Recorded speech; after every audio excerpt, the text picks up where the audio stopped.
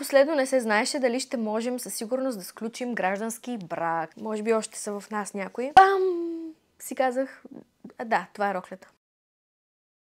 Здравейте, аз съм Габинка и днес ще ви разкажа малко повече за нашата сватба. Точно така, омъжих се точно преди 2 седмици, може би, на 26 септември тази година се случи всичко и съответно искам да ви разкажа как премина целият процес, защото имахме големи премеждия, но в крайна сметка всичко мина благополучно и по план. Последния момент, но всичко се получи. Не знам как стана още, но да. И цялата сватба, първо да започнем с това, че ми отне 3 месеца, някъде за 3 месеца, даже по-малко от 3 месеца, организирах абсолютно всичко. Не се доверих на сватбен агент, реших сама да се справя с помощта съответно на вече съпругът ми и семейството ми. Страшно много ми помогнаха, защото без тях наистина нямаше да се справя. И така, най-интересното нещо е, че съпругът ми не е българин. И съответно ни беше много забавно и до последно не се знаеше дали ще можем със сигурност да сключим граждански брак. Но в стечение на обстоятелствата се случиха нещата, както вече споменах, и успяхме да си подпишем официално. Имаме и граждански брак вече. Но за това малко по-късно да започнем от самото начало. Как протича целият процес на една организация за сватба?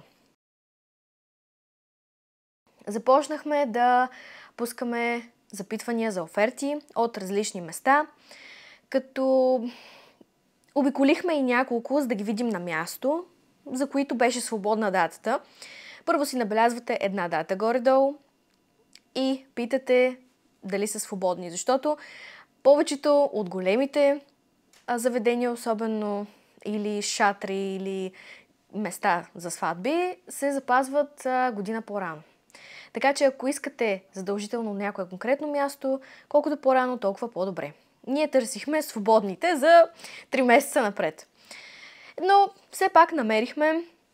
Имаше няколко варианта даже.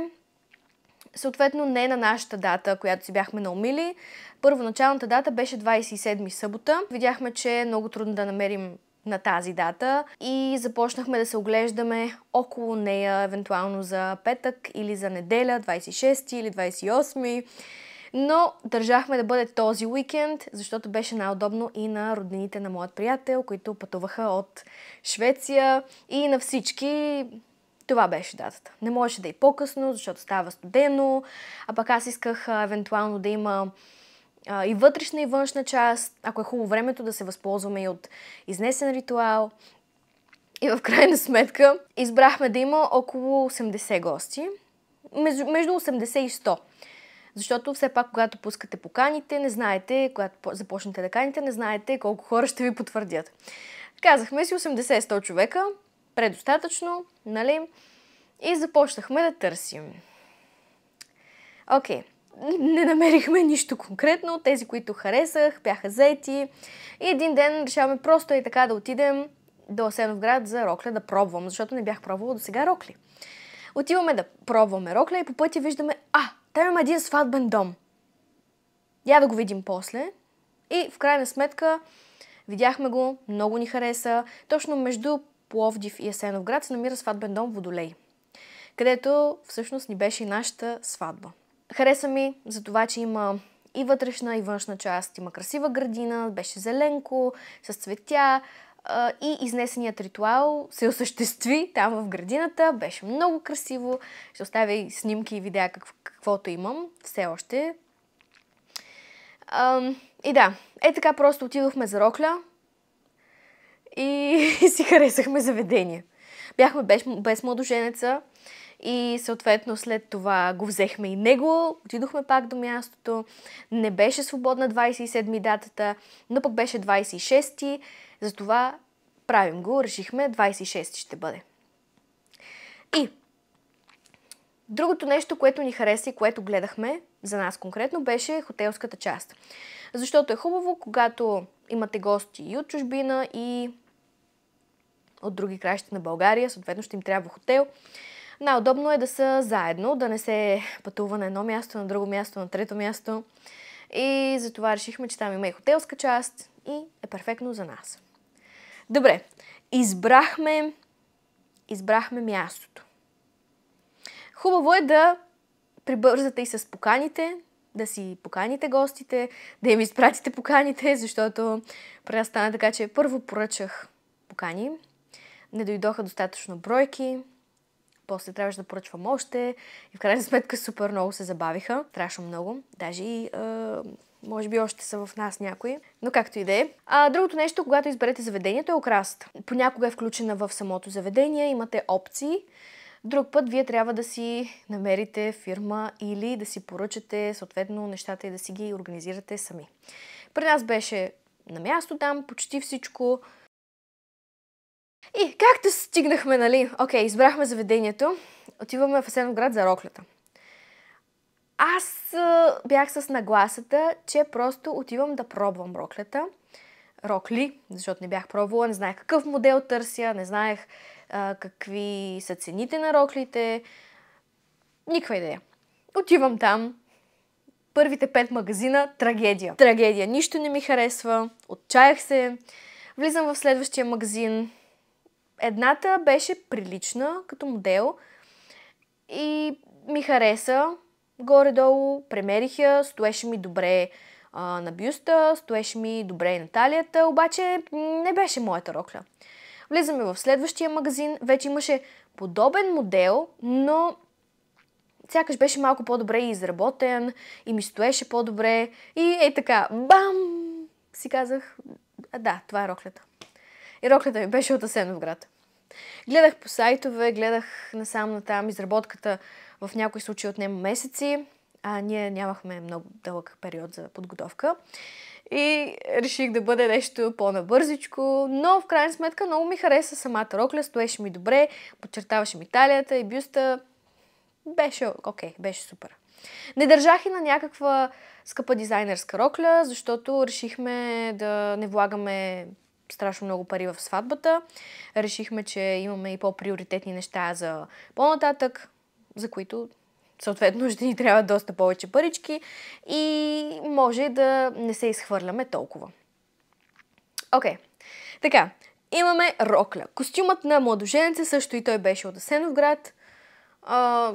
Има много хубави костюми, различни модели, различни цветове и по поръчка се шият. Каквото искате, може да намерите там. Малко всичко става в последния момент при нас и буквално виждаме нещо, ако ни хареса, го взимаме. Мъжа ми и той е така, всеки път като отидем на шопинг, той прекарва 5-10 минути в магазина максимум. Вижда едни маратонки, харесват му, мери ги, това са. И аз горе-долу свикнах и аз да съм така. Ако искате вече за шаферите да бъдат различни цветове и рокли, е добре да си им кажете от самото начало, защото и мен ме питаха доста дали има дрес-код на сватбата, пък за шафери. Аз избрах, честно казано, имам страхотни приятелки, много близки приятели, обаче реших най-маничките деца, те да бъдат само шафери. И това е. Не исках вече там допълнително шафери. Не, нямаше нужда от това нещо. Само най-маничките. Даже и за комата, и за тях нямаше и дрес-код. Не исках да ограничавам никого в избора му на цвят или на модел или каквото и да е. Менюто е добре да бъде пробвано преди това. Спрямо заведението вече ще видите дали се предлага на място храната или допълнително ще се вкарва от някъде другаде, като кетеринг или... Да. При нас беше на място заведението, отидохме в ресторанта, пробвахме го, хареса ни, всичко беше точно. Между другото, чудихме се между две неща и ни изненада по... менюто на сватбата ни беше свински джуан. За основно. Да, предположихме, че няма да се хареса на доста хора, обаче беше супер вкусно, изненадани, приятно и отзивите на гостите бяха 10 от 10. На всички много им хареса. Така че останахме изключително доволни и от храната. Имайте предвид, че булките младоженца почти няма да могат да ядат на сватбата. Няма да имате време да стоите много на масата си, няма да имате време за нищо. Аз имах нагласата, че ще си снимам влог от сватбата, че ще снимам и аз. Не, забравете за телефона си, забравете за каквото и да е. Вие сте постоянно ангажирани с младоженеца. Дали ще бъдат ритуали или разговори с гостите, дайте камерата, ако искате за влог или нещо такова на някой друг. Но и те всъщност искат да се насладят и гостите ви, затова си наемете фотографии най-добре. Не се осъществи много идеята ми за влог, но сега ще ви разкажа пък всичко останало. Така, подаръчетата бяха чашки за шотчета. И се оказа, че даже и на една друга сватба, на които наши приятели бяха наскоро, са били подобни подаръчета, отново чаши за шотчета. И даже ме питаха, това някакъв тренд ли е? Ами, не, просто ми харесаха. Явно и на тях са им харесали. Нещо по-интересно е. Исках да я си остане за спомен, ако искат да си ги ползват. Да, общо взето. Мисля, че беше добре. На всички им хареса. За ритуалите ще са ви нужни свещи, чаши, вече ако искате менчета, питки и пръстените. Да. Така. Чашите аз си ги поръчах отново от Shein. Мина номерът, бяха перфектни. Първите чаши, които си поръчах, обаче дойде едната счупена и си поръчах отново. Знаете, че горе-долу срока на доставка от Shein са 2 седмици. Затова добре, че ги поръчах по-рано, не в последния момент. Но пък същите чаши ги видях тук в сватбен магазин за 100 лева. Така че много внимавайте, когато се избирате сватбени неща. Гледайте, ако искате, си ги снимайте и ги потърсете в интернет, дали няма в някой сайт да ги намерите на драстично по-евтина цена. Защото аз ги взех между 10 и 15, всъщност между 15 и 20 лева, а пък в сватбения магазин бяха 100 лева абсолютно същите чаши. Абсолютно същото нещо. Така че ако не ви се дават много пари или искате просто да намерите най-добрите оферти за дадения продукт, потърсете го в интернет. Друго нещо, свещите бяха от един сватбен магазин вече, защото в църквата се продаваха много... Жълтите обикновени свещи бяха в църквата, а ние искахме да са бели, да са по-красиви и си ги взехме от сватбен магазин. Халките са ни от Sarah Trade и времето за изработка беше... Колко време беше? 10 дни. Точно така, 10 дни, бяло злато са, като половината са мат, другата половина са обикновено. Не знам. Аз си ги нося халката и пръстена на едната ръка, защото ми харесва как стоят. Но в някои магазини за халки ни казаха срок от 1 месец за изработка и за гравиране съответно. Така че си преценете, търсете ако трябва доста по-рано, за да намерите подходящият модел за вас. По-рано потърсете оферти отново за цветя за букет, харесайте си дизайн, защото някои цветя или може да не има сезона, или да се намират много трудно, в зависимост от това какво искате. Питайте различни цветарници какво предлагат, какво могат да ви направят, какво са изработвали и преди да ви покажат снимки.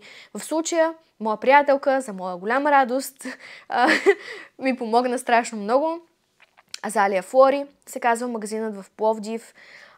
Изключително добро отношение и внимание към капризите ми за букета, за бутониерите и за цветята за тортата. Да, това бяха цветята, които поръчах от тях. И това всъщност е букета ми, който вече изсъхна, обаче ми е жал да го хвърля. Видях го в Pinterest като идея, горе-долу. И включихме и бели, и розови рози. Но стоя много красиво на снимките, с гипсофил и малко зеленинка. Исках да има и зеленинка задължително. Смятам, че се получи супер. Много съм им благодарна. Биби 10 от 10.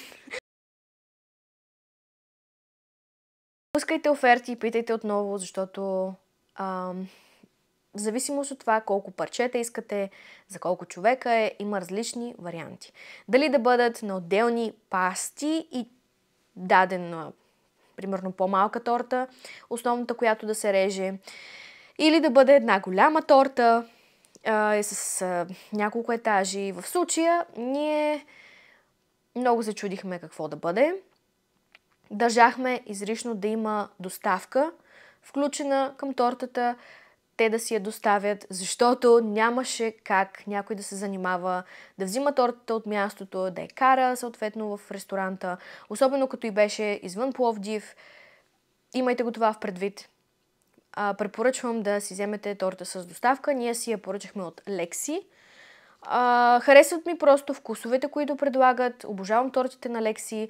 Много са леки. Точно сватбена торта, ако си представяте. Лекичка, с шампанско крем си поръчахме. На всички много им хареса. И успяха да направят и моите капризи за естествени цветя да падат. Отново идеята я взех от Pinterest. И дойдоха и си докараха тортата и всичко беше супер. Така че нямахме абсолютно никакви проблеми. И си направих, всъщност реших да бъде 5-етажна, защото опцията беше да бъде 3-етажна и с допълнителни пасти, но исках всички парчета да изглеждат по един начин горе-долу. И на снимките, съответно, и когато вие се снимате с тортата, тя изглежда много по-добре, когато е завършена цялостна торта, отколкото по-маничка съответно, или пък с тези бутафорните, които ги слагат като отдолу и така нататък. DJ фотографии. И те си запълват графика много отрано. Затова го имайте в предвид, ако вече сте избрали датата и мястото, веднага започвайте да търсите DJ и видеограф, защото ще ви бъде много трудно после.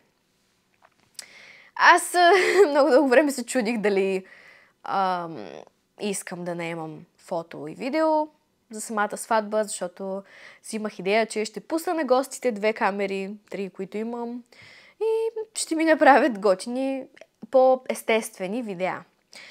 Да, обаче не е окей много да ангажирате и някой от гостите да ви е оператор.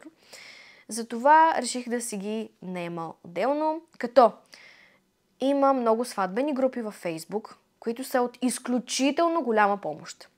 Много идеи взех от тях и за фотографа и за видеото. Просто написах един коментар 2 седмици преди сватбата.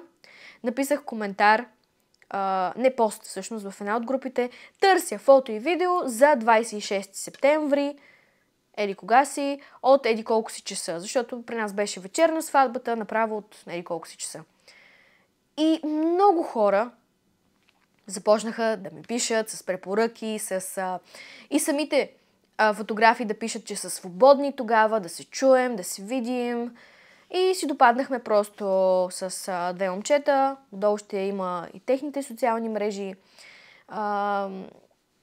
Съответно, знаете, че снимките се изработват в даден период. Още не съм видяла снимките и видеото, но се надявам да са сполучливи и да имам хубави спомени. Но да, имайте предвид, че тези Facebook групи могат страшно много да ви помогнат. Както на мен. Ако търсите нещо в последния момент особено, 10 от 10. Бях малко скептично настроена в началото, но грим, прическа, ногти, запазвайте си ги възможно най-скоро. Защото, например, за моята коса, която в момента изглежда супер яко, отне няколко дни в салона. Защото цвета оправихме, подстригахме я, терапия правихме, коса сложихме и съответно в деня на сватбата прическа. Затова изберете кой ще ви бъде фризьор, с какво време разполагат и какво точно искате да се направи. Защото преди сватбата моята коса беше не в много добро състояние, защото миналата година доста я изтощих. Наложи се тази година да започнем подхранване, да си пусна малко и тъмен естествения ми цвят да започне да израства, да бъде доста по-хелти състоянието и вложихме много усилия с моята фризьорка и в крайна сметка реших, че пък искам на самата сватба да имам дълга, здрава, хубава коса. И решението беше да сложим съответно екстеншъни с нея от Luxor Beauty, Ива. Направихме чудеса, мога да кажа. Но ще има отделно видео за целият процес, през който премина моята коса.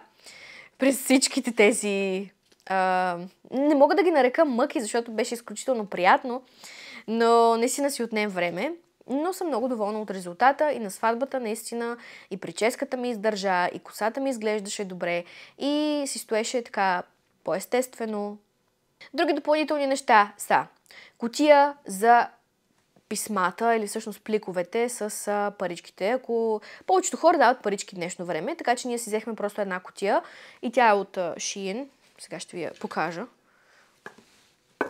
Оп. Да. И тя е от Shein, огромна кутия. Имайте предвид, че тази голяма кутия е почти пълна. Защото някои хора си ви оставят и по-големи картички. Не само едно малко пликче, ами може и да е по-голямо пликчето с по-красиви големи картички. Така че имайте в предвид да не вземете прекалено малка кутия, защото няма да събере колкото и гости да имате. Ако са по-големи картичките, няма как да се съберат. Затова съм много доволна от избора си. Отново Shein ми помогна за това нещо. Другото нещо, което пак е пожелание, но сега го намирам за изключително сладко и се радвам, че съм го направила, е да си поръчам също и една книга за гостите за пожелания. Тази книга я пуснахме вече, когато бяха по масите, да мине през всяка една маса и който иска да напише нещо за младоженците. После, на последващия ден, когато започнах да си чета тези пожелания, ми стана толкова мило, толкова готино, така че наистина е един страхотен спомен. Така че бях подготвила просто цветни маркери и една книга отново от Shein. И кутията беше около 30 лева, 35 лева. Книгата да е била 15, 20 лева. Мога да оставя снимки или кодовете, ако желаете. Най-трудното нещо, всъщност за нашата сватба, с което започнах това видео и мъките, които ни отне, бяха документите, за да се осъществи гражданският брак. Добре, започваме тази тема. Тъй като моят съпруг не е българин, а е швед. Трябва да се предостави сертификат, документ, в който да се докаже, че той не е женен в Швеция. И не беше женен в Швеция, това не беше проблемът, беше съвсем друг проблемът. Ние поръчахме по-рано този документ. Срокът за доставяне, срокът за изпълнение беше 4 седмици. Затова наистина предварително си го поръчахме и когато той пристигна първо в Швеция, всичко беше наред, всичко точно, окей. И го пращаме вече към България, още 1-2 седмици от нея. И вече стигна до нас. Имахме си медицинските вече готови, издадени всички неща, изследвания и така нататък, психо, което са нужни. Да, ще са ви нужни за медицинското психо. Психо Васерман и личния лекар да потвърди съответно като заключение. Окей, направихме тези неща, имахме и медицинско, и документа, и отиваме в гражданското. Защото гражданското искаха 2 седмици преди сватбата документите. И ние си мислим, че всичко е наред. Имаме ги, страхотно.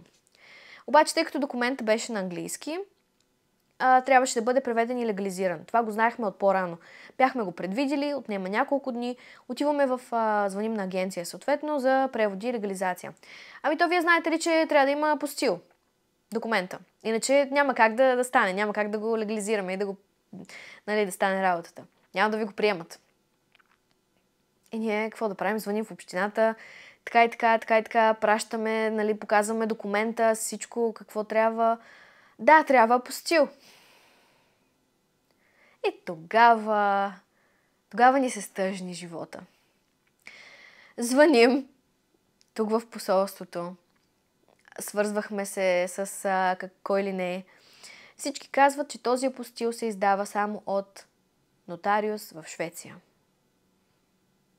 Хайде, пращай документа с DHL за 109 лева, бърза поръчка, там бърза пратка до Швеция, изпращаме го, даваме го на нотариус. Съответно разбрахме и, че ако има допълнение към този документ, един друг документ, който е и на български, и на шведски, отново казваш същите неща просто. Ако го има и този документ прикачен към другия, няма нужда от превода.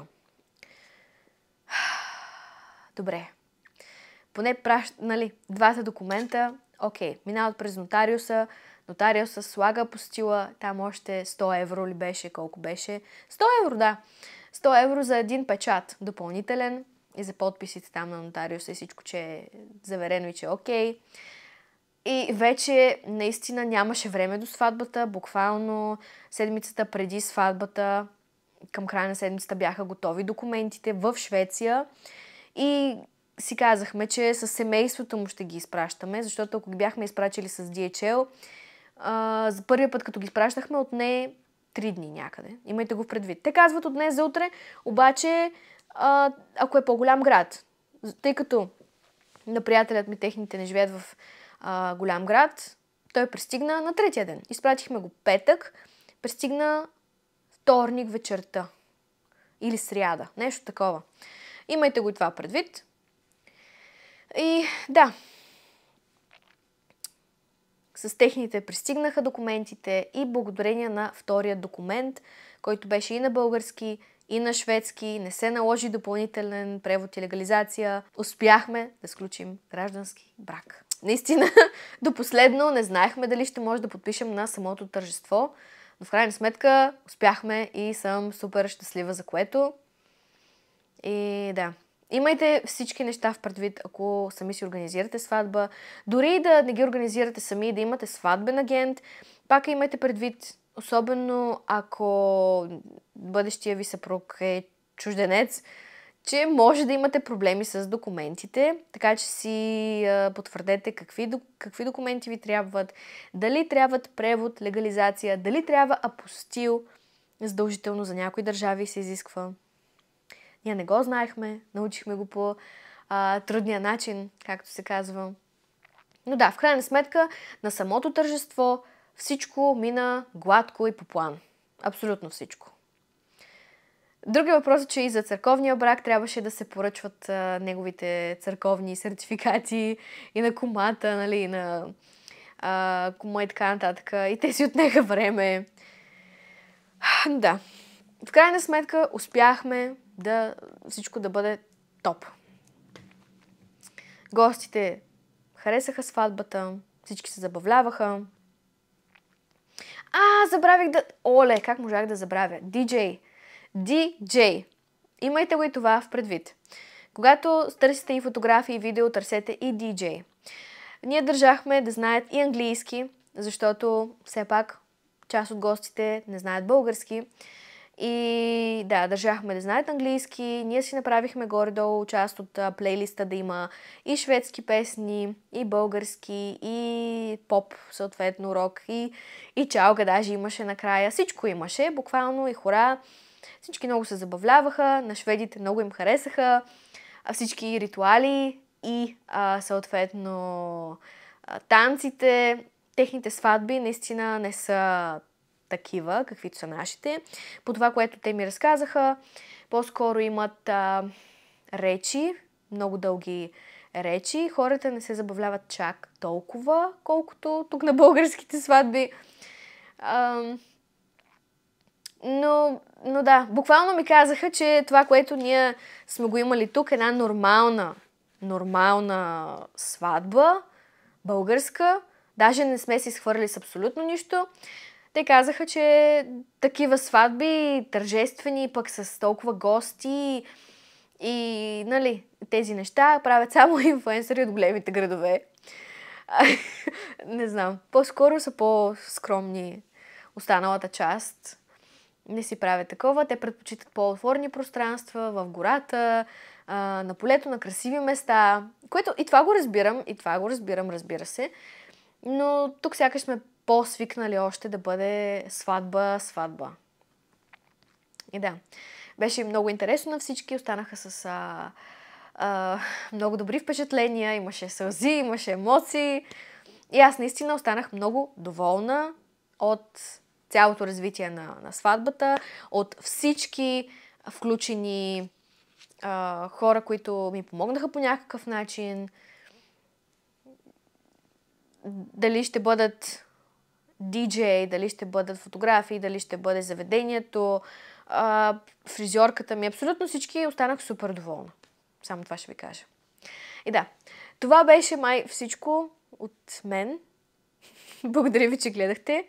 Ако имате още въпроси, оставете коментари, ще гледам да отговоря на тях. Може и да пусна и допълнителни коментари в Instagram и там може да ме последвате. В TikTok ще има видео, вече в което показвам нещата от Shein, повечето, които си поръчах. И да, това беше всичко. Бай-бай!